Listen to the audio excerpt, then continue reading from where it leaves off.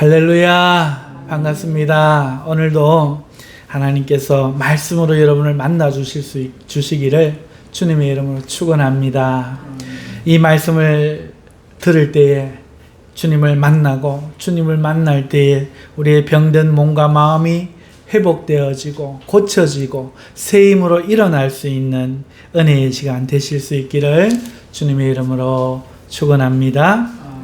여러분, 우리가 살다 보면요, 삶이 갱생되어야 되는데 되돌이표 같은 삶, 별다르지 않은 삶, 그저 반복되는 그런 삶을 통해 삶이 많이 다운되는 경우가 있습니다. 우리 신앙도 마찬가지인데요. 오늘 이 말씀은 그런 우리에게 아주 좋은 우리의 심령을 갈아엎을 수 있는 이런 말씀이 될 것이라 저는 믿습니다. 여러분들에게도 그런 말씀이 되실 수 있기를 축원합니다. 여러분, 오늘 내용을 제목을 정하라 하면 무엇이 되겠습니까? 보통은 칠병이어의 기적, 아마 이렇게 될 것입니다. 예수님께서 떡 7개와 그리고 작은 생선, 간한 생선 한 2마리를 가지고 이제 4,000명을 먹이고 7 광주리를 남기셨다. 이런 큰 기적을 베푸셨다 하는 내용이 오늘 본문의 내용입니다. 그런데 여러분, 불과 한 장 앞으로 넘기면 무엇이 나오는가 하니까 오병이어의 기적이 나옵니다.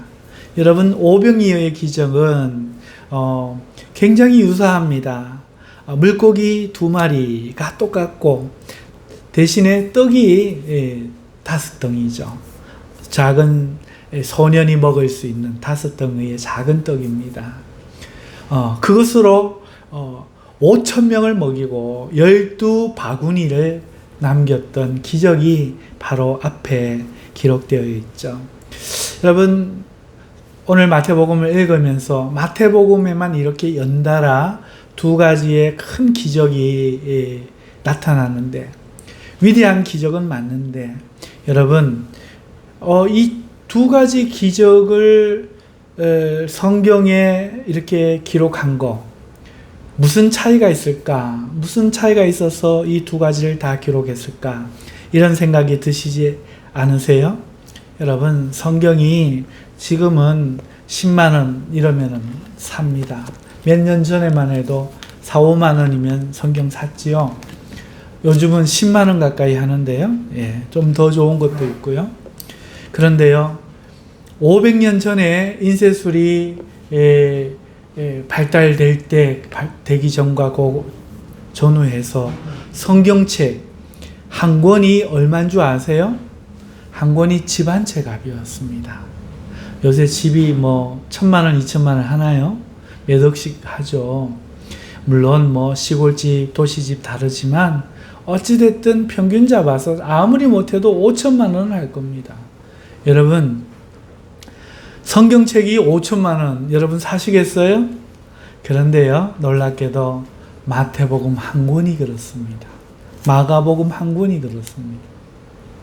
그러니까 신구약 성경 다 살려면은 돈이 얼마입니까? 그래서 성경이 굉장히 귀했죠.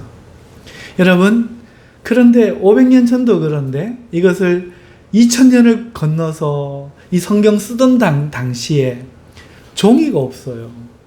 그래서 어디다 씁니까? 대나무를 깎아가지고요, 대나무에다 쓰는 거예요. 갈대를 만들어서 파피루스라고 해서 거기다 쓰는 거예요. 아니면 양가죽을 장만해가지고 그 양가죽에다가 쓰는 거죠.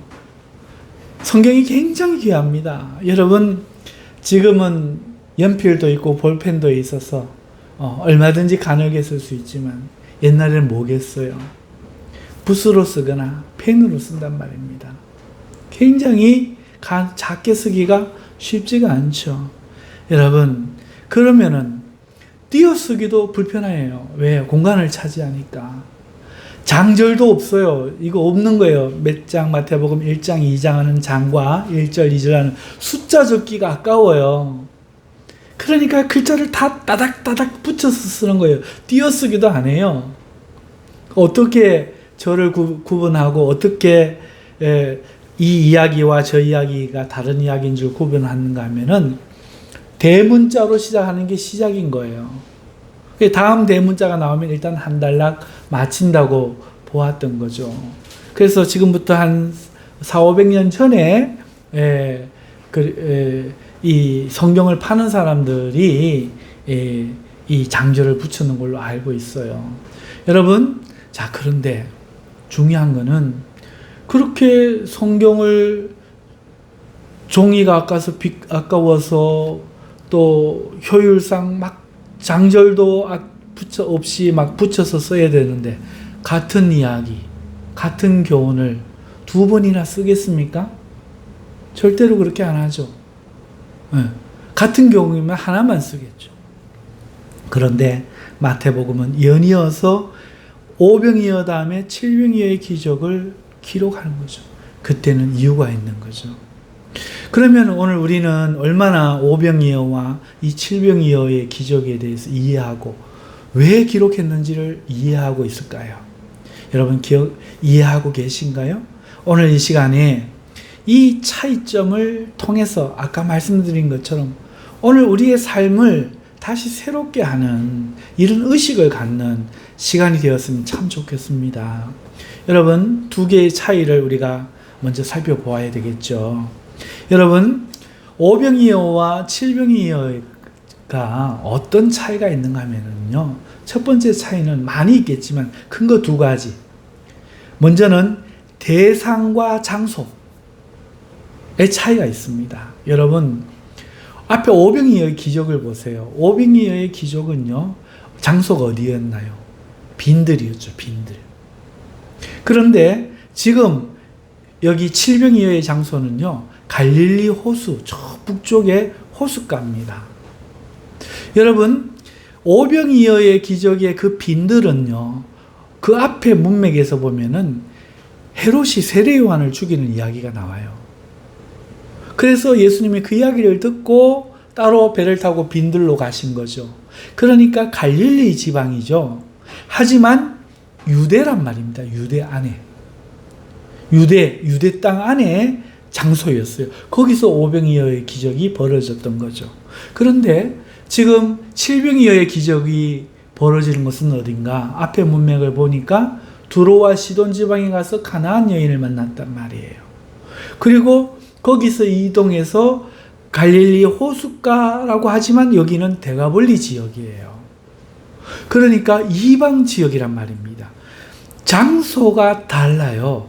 그러니까 앞에 오병이어에 참여했던 적어도 남자만 5,000명 되는 이 사람들은 유대인이었다는 거죠. 그런데 지금 이 데가볼리 지역은 누가 왔을까요? 당연히 이방인이 왔겠죠. 지역이 다르니까 그 기적을 참여하는 사람도 다르다는 거죠. 하나는 유대 땅의 유대인이요, 오병이어는. 칠병이어는 데가볼리의 이방 지역의 이방인들이 대상이었다는 거예요. 자, 그런데 또 뭐 큰 게 하나 다릅니다. 바로 이 시작. 그러니까 지금 배가 고파서 먹을 것이 없어서 무리들이 굶주린 상황 같은데 이것을 해결하고자 나서는 주체가 달라요. 여러분, 오병이어의 기적에서는 누가 이 무리들의 먹을 거를 제안했죠? 저녁이 될 때에 제자들이 예수님께 나와 날은 저물었고 이 많은 무리들이 먹을 것이 없으니 마을로 보내서 먹을 것을 사 먹게 하소서 제자들이 요청을 한다는 거예요. 그런데 오늘 우리가 본문을 읽었죠? 오늘 본문 속에서는 누가 요청을 합니까? 사흘이나 되었는데 이대로 가면 안 될 것 같다고 누가 이야기합니까? 예수님이 이야기한다는 거예요.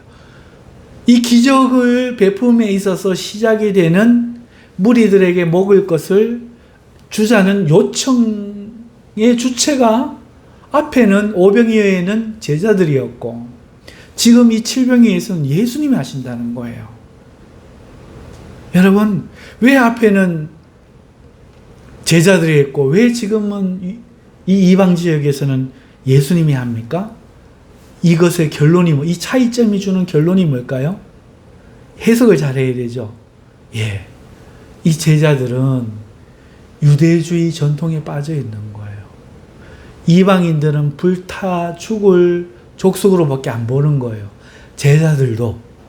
그러니까 하루 저녁만 되어도 제자들이 유대인을 챙기는 거예요. 근데 여기는 어디입니까? 칠병이어의 자리는 어디입니까?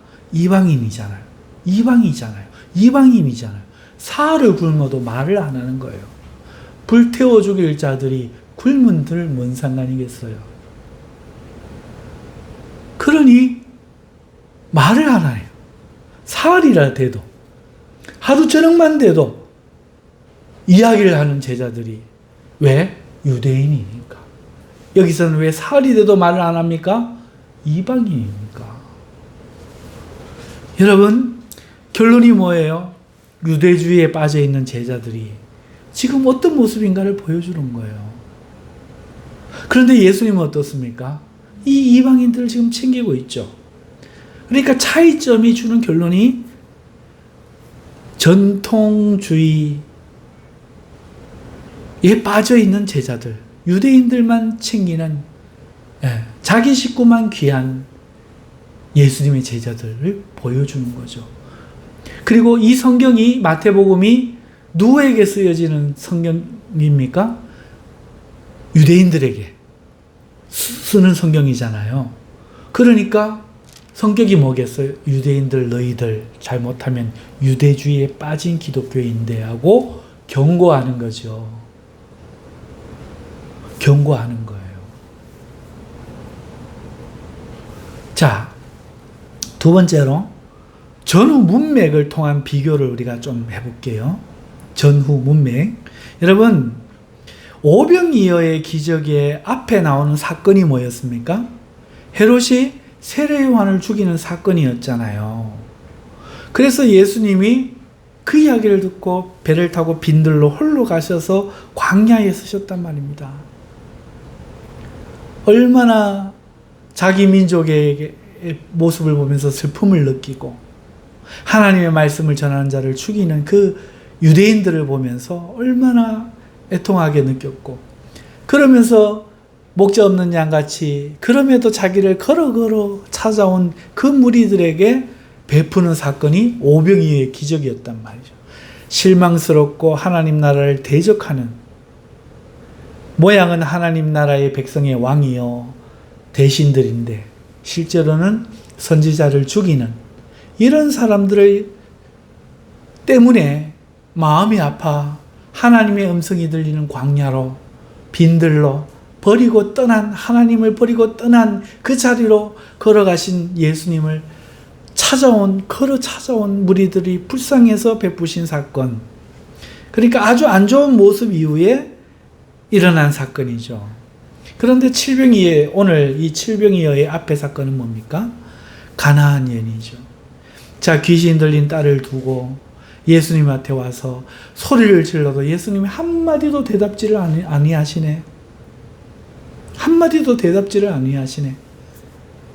그 제자들이 그만 돌려보내죠 하니까 제자들에게 예수님이 뭐라고 이야기합니까? 인자는 이스라엘의 잃어버린 집 외에는 보냄을 받지 않았다. 이렇게 제자들에게 이야기하는 소리가 여인의 귀에 들리는 거예요. 얼마나 상처받습니까? 얼마나 속상합니까? 얼마나 부해가 나겠습니까? 그런데 여인은 화 안 내죠. 와서 절합니다. 오히려 절합니다. 주여 나를 불쌍히 여기소서. 이제 예수님이 대면하여 보시고는 얼굴 보고는 차마 침 못 뱉는데 우리 예수님은 뭐라고 하는가 하니까 자녀의 떡을 취하여 개에게 던짐이 마땅치 아니하니라 이러시는 거예요. 얼마나 이게 정말 인신공격입니까? 그런데 이 여인 보세요. 주여 올소이다마는 개들도 주인의 밥상에서 떨어지는 부스러기는 주워 먹을 수 있나이다. 예수님이 이를 보시고 어떻게 말하고 합니까? 내 믿음이 크도다. 내 딸이 구원을 얻었느니라 가라 말씀하시잖아요. 믿음을 칭찬하신단 말이에요. 이러고 벌어진 사건이 칠병이어예요. 그러니까 전후 문맥을 보면은 앞에는 하나님을 대적하는 유대인들, 그리고 그 유대인 가운데 겨우 주님을 찾아 나온 목 잡는 불쌍한 양들에게 베푼 게 오병이어라면, 칠병이어는 이 가나안 여인을 필두로 해서 사흘을 지금 되도록 지금 예수님 앞에 와서 떠나지 아니하는 자들, 이 사람들, 이 문맥을 우리가 보는 거죠. 자, 그 다음에 결과를 우리가 한번 볼까요? 오병이어의 기적에서 먹고 남은 게 얼마입니까? 12바구니를 거두었다 그랬어요. 여러분, 12바구니는 이스라엘 12지파를 상징한다고 보고 있어요. 자, 오늘 칠병이어의 기적에서 먹고 남은 게 뭡니까? 바구니가 아니죠. 7 광주리. 광주리는 그 사도행전에 보니까 그 사마리아 성에서 사도 바울을 죽이려고 할 때 제자들이 바울을 다 넣어서 달아갖고 내린 것이 광주리죠. 7 광주리니까 바구니 12바구니보다 뭐 적다라고는 말할 수 없겠어요. 어느 게 큰지 많은지는 알 수 없지만 어쨌든 7 광주리나 거두었어요. 자, 그런데 여러분, 가나안에는요 7 족속이 삽니다. 7 부족이 있었어요. 그리고 요한계시록은 이스라엘 나라가 아니라 저 터키, 지금으로 그때는 아시아로 불렸던 지역이죠. 그 아시아에 몇 교회입니까? 이방의 7 교회. 그러니까 이 7 강주리는 이방의 교회, 그 다음에 가나안 지역의 7 족속, 그 다음에 7 완전수, 이방의 모든 교회를 상징한다고 우리가 해석할 수 있어요.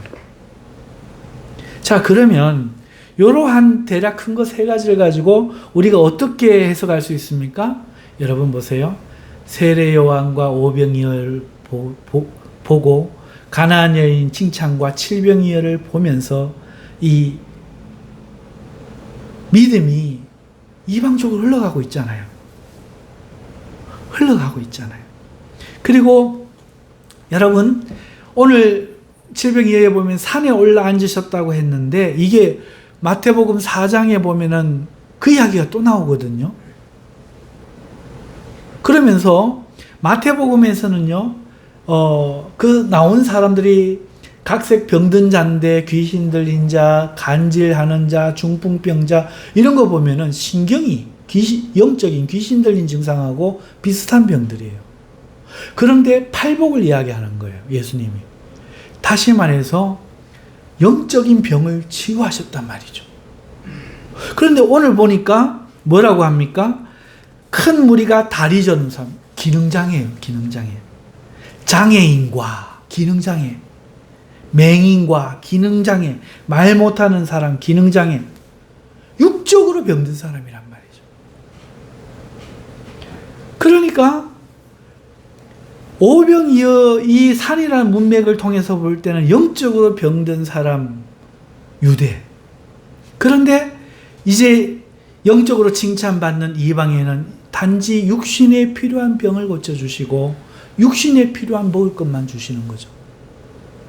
그러나 오병이어의 기적에서는 뭐라고 이야기하십니까? 하늘에서 내려온 떡을 알게 하심이 목적인 거예요. 영적인 거. 그러니까 이것을 가지고 결론을 전후 문맥, 주제적인 문맥, 결과적인 문맥 이런 것들 가지고 보면은 뭘 우리가 깨달을 수 있는가 하니까 복음이, 하나님의 구원이 이방을 향하고 있더라. 이방을 향하고 있더라. 유대인들에게 그러니까 쓰는 성경이라고 했잖아요. 그러니까 뭘 말하고 싶은 거예요? 하나님이 구원이 너희를 떠나 이방으로 향하고 있노라 지금 말씀하고 있는 거예요. 너희만의 하나님이라고 착각하지 마라. 경고하고 있는 거예요. 너희가 끝까지 그렇게 하면 버림받고 저 이방을 들어 쓰시리라 유대인들에게 경고하신 거죠. 너희를 지금까지 먹이고 입히고 채우신 하나님이 이방인을 채우시리라 말씀하고 있다는 거죠. 자, 여러분, 오늘 우리는 오병이어의 기적과 칠병이어의 기적을 대략적이라도 차이점을 받고 전후 문맥을 통해서 살펴보았습니다. 복음이 이방으로 향하는 예수님의 관점, 그리고 전통주의에 빠져서 자기 안에 빠져서 우물 안의 사고에 빠져서 벗어나지 못하는 제자의 모습, 이걸 비교시키고 있어서 어느 한 것을 버리지 못하고 똑같은 교훈이 아니라고 이 귀중한 성경책에 성령님께서 감동하여 쓰고 계신단 말이죠. 이걸 우리가 이해해야 되겠죠. 자, 이걸 이해한다면 여러분, 오늘 우리는 두 가지 교훈을 깨달았으면 좋겠습니다. 첫 번째는 제자들을 통한 교훈, 두 번째는 예수님을 통한 교훈입니다. 여러분, 오늘 이 제자들을 보면 오병이어의 기적을 통해서 했던 그 대답을 칠병이어에서 똑같이 하고 있어요. 어디 가서 떡을 구하리까? 먹을 것이 없나이다. 오병이어의 기적을 봤으면 칠병이어의 때는 아유, 그래, 주님도 기적 베푸시면 되지요, 이러면 되는데, 제자들은요 오병이어의 기적에서 아무런 교훈을 못 얻었다는 거예요. 변하지가 않았다는 거예요. 그러면 왜 변하지 않았을까요? 말씀드렸다시피 전통에 빠져서 사니까, 습관으로 산단 말이죠. 하던 대로 산단 말이죠. 기적이 병 고치고 죽은 자 살리고 바다 위 걷고 풍랑 멈추고 오병이어하고 하니까 기적이 어느새 당연해진 거예요. 이 기적이 무슨 의미인가? 하나님이 이것을 통해서 무엇을 말씀하시는가? 놀라고 깨닫고 생각하고 이렇게 살아가는 게 아니라 또 기적이 일어났구나 하고 넘어가니까 못 깨닫는다는 거죠. 그러니까 제자를 통해서 우리가 뭘 깨닫습니까? 우리도 오늘 신앙생활을 하지만, 신약에서 우리가 신앙생활을 하며 살지만 제자들처럼 매너리즘에 빠져 있다면, 전통에 빠져 있다면, 기적과 은혜를 당연시 여긴다면 우리는 신앙에 아무런 교훈도 발전도 얻지도 못하고 있지도 않다는 거죠. 변화가 안 된다는 거죠. 습관처럼, 좀비처럼, 구울처럼 그냥 집, 교회, 회사 왔다 갔다 하고 아무런 생명의 능력이 나타나지 못할 수 있다. 하나님과 엇방향으로 갈 수 있다. 보고도 모를 수가 있다 하는 거죠. 너무나 중요한 문제죠. 오늘 우리 삶에 가족을 어떻게 대합니까? 늘 있으니까 당연하게 여기고, 건강하니까 오늘 당연하게 내일도 건강하리라 여기고, 오늘 밥을 먹으니까 내일도 당연하게 먹으리라 여겨요. 여러분, 저는 며칠 전에 꿈을 꾸었는데 우리나라가 공산화가 되는 꿈을 꾸었어요. 세상에 이재명 대통령이 괴뢰군 군복을 입고 있더라고요. 그리고 우리 교회 아는 사람이라고 하는데 공산 군복을 입고 찾아와갖고 아는 사람이라고 딴에는, 목사님 우리나라가 공산화가 됐는데 이제 교회도 핍박이 들어올 겁니다. 조심해야 됩니다. 이리 이야기해 주는 거예요. 그런데 그 꿈이 너무 실감나는 거예요. 아니, 국군도 있는데 미군도 있는데 어떻게 공산화가 이게 어떻게 이루어질 수 있는 일이냐고 하는데 꿈에서는 이루어진 거예요. 너무 생시 같은 거예요. 이루어질 수 없는 일. 우리는 민주주의가 안 뺏길 것 같죠. 이 나라가 안 망할 것 같죠. 그런데 모르는 거죠. 유대 나라가, 하나님의 나라가 버림받고 망하고 성전이 무너지고 포로로 쫓겨갈 줄 노예가 돼갈 줄 어떻게 알았겠어요? 여러분, 우리는 너무 당연시 여기는데, 그래서 오늘 가족을 보면서 새로운 마음을 안 본다는 거죠. 오늘 내가 하는 일에 할 수 있으면 감사하는 마음이 다 사라지고 원망, 불평, 습관으로 한다는 거죠. 그럼 우리 어떻게 해야 됩니까? 신앙도 그렇게 하면 우리 어떻게 됩니까? 여러분, 우리는 심령을 새롭게 해야 돼요. 이 굳어버린 심령, 여러분, 타성에 젖은 이 의식을 우리 각성해야 됩니다. 내일 못 볼 것처럼, 오늘밖에 못 살 것처럼 사람을 대하고 오늘을 살아야 돼요. 기도를 그렇게 뜨겁게 해야 돼요. 열심을 가지고 나와야 돼요. 오늘 이 예배가 마지막이고 이 예배로 평가받을 그런 마음을 가지고 예배 준비해서 모욕 제기하고 30분 전에 나와서 통성으로 기도하고 그런 예배 드릴 마음이 우리에게 있어야 되는데, 이 매너리즘에 타성에 젖어 있으면, 빠져 있으면 우리는 좀비와 같다는 거죠. 구울과 같다는 거죠. 아무런 변화가 없다는 거죠. 얼마나 위험한 일입니까? 사랑하는 성도 여러분, 우리는 제자들 보면서 이 교훈을 얻어야 돼요. 똑똑한 사람은 천재적인 사람이 아니에요. 선배의 앞서가는 모습, 선배의 걸어간 모습, 선배의 어깨를 빌려서 선배들이 했던 잘못, 우리 선조들이 했던 잘못을 되풀이하지 않는 거, 그게 똑똑한 사람이에요. 뭔가를 창조해내는 사람보다, 아, 저렇게 하면 안 되는구나, 교훈을 얻는 사람. 아, 저렇게 하면 되는구나, 교훈을 얻는 사람.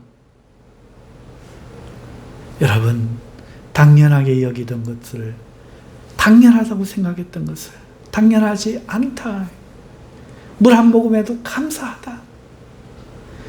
오늘 내 친구에게 감사하다. 오늘 우리 교회가 있으면 감사하다.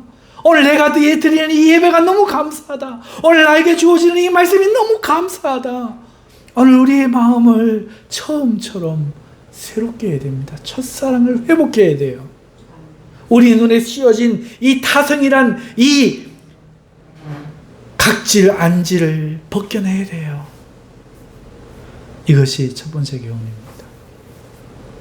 두 번째, 우리는 예수님의 모습을 보고 교훈을 받아야 돼요. 어떤 교훈입니까? 여러분, 예수님을 보세요. 헤롯이 세례요한을 죽이고 그런 이스라엘 갈릴리 사람들을 보고 떠나가셨다는 거죠. 떠나가셨다는 거예요. 그런데 가나안 여인을 만나서는 그렇게 대꾸도 안 하더니 개 취급을 하더니 결국 칭찬하셨다는 거예요. 이게 뭘 이야기합니까?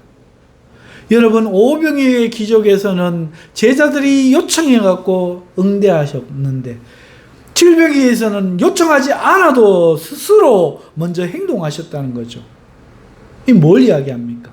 예수님이 인격적인 분이라는 거예요. 우리는요, 어떤 잘못된 고정관념이 있는가 하면 예수님을 신격화해 놔놓고 마치 이스라엘 백성처럼 우리 한번 예수님은 영원한 예수님이야, 가긴 어딜 가, 이렇게 생각한단 말이에요. 근데 예수님은 빈들로 떠나가실 수 있는 분이에요. 개 취급하던 여인도 칭찬하시고 복 주실 수 있는 분이, 인격적인 분, 살아계신 분, 반응하시는 분이란 말이에요. 그런데 오늘 우리는 어떻게 합니까?